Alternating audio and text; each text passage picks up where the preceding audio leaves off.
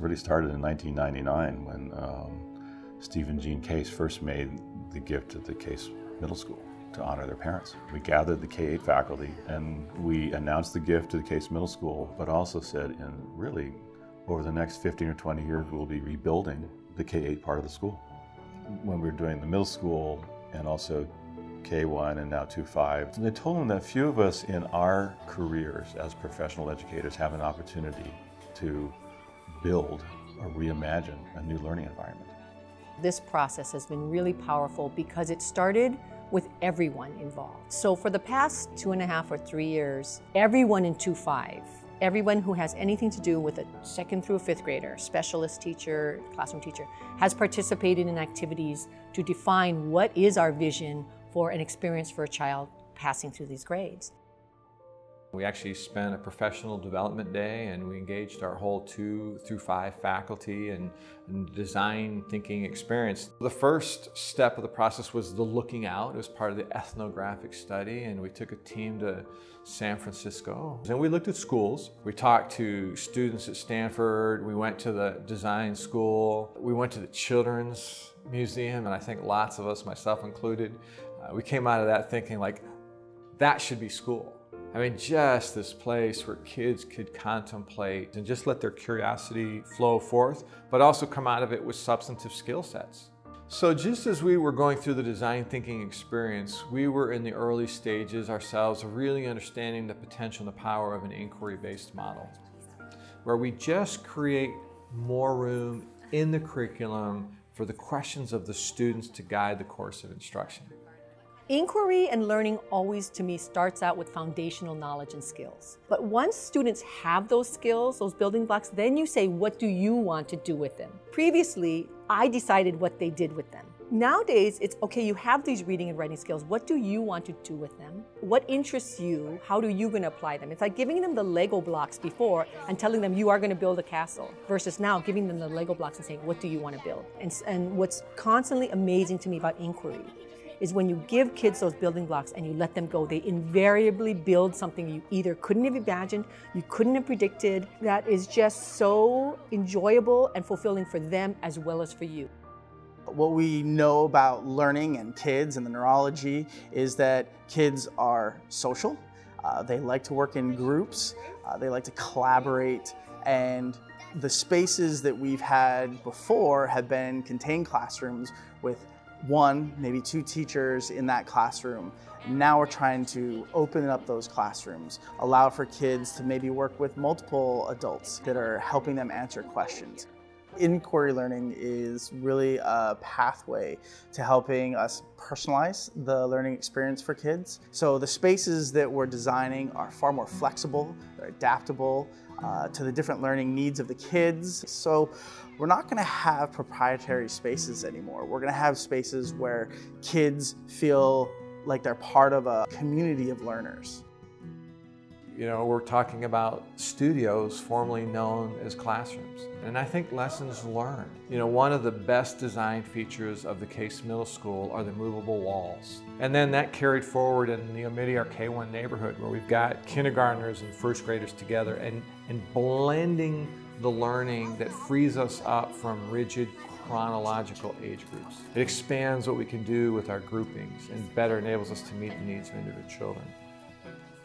I think a chance to reimagine a new library of the future became an extraordinary goal. I think we're going to see in this project spaces that are going to be an extension of every studio, so that grades 2, 3, and 4, 5 will have their classrooms, but the learning commons will be a place where they can tinker, a place where they can explore, a place where they can take a project and really do it hands-on.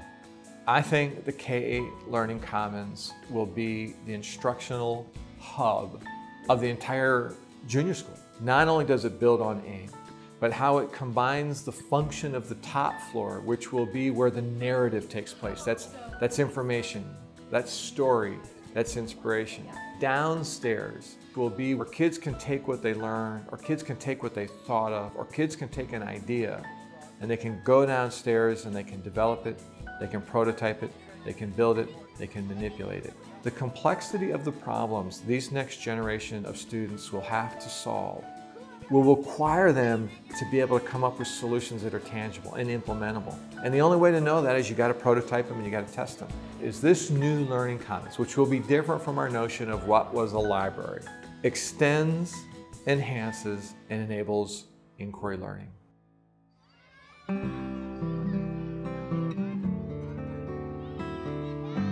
Inside space and outside space all come together to create the entire learning environment for a child. The thing about open spaces and outdoor learning environments is that it happens at many different scales. It can be very intimate, it can be very expansive. We really wanted to push for the open space as part of what shapes the building as compared to the buildings shaping what becomes of the open space, but that it's a more balanced design process. I think the view of having open space for children to play in and children to enjoy nature and having a campus that has the capability of being able to deliver that, in addition to top quality educational facilities, is a big win. And I'm very excited that we've settled upon a design direction that's going to enable that. Educating students for a sustainable future, I think, is vital. And I think we can do that by the decisions we make around learning environments. And I think what's next is also having the buildings teach. We're going to seek net zero, so we'll be seeking both the certifications as well as providing a facility where you can really see the sustainable elements. So in the backyard, there'll be garden plots where the kids can grow things. We'll have green walls where we have live vegetation growing on the walls, and then where the kids really live the sustainable environments. We also have a native Hawaiian forest environment that we're proposing to put in that will showcase and feature many of the native Hawaiian trees that you would find in an upland forest environment. There will be opportunities for teachers to bring students and gather and talk story about being out in the environment and some of the challenges that we have in today's world with our Hawaiian ecosystems and so forth.